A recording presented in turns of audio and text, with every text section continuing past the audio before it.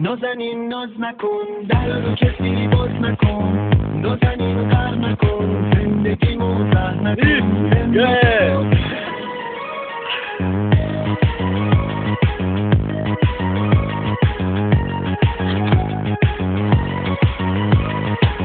اگه یک گوشه ای تنهاش ببینم، تو را مثل گل از شاخه میچینم،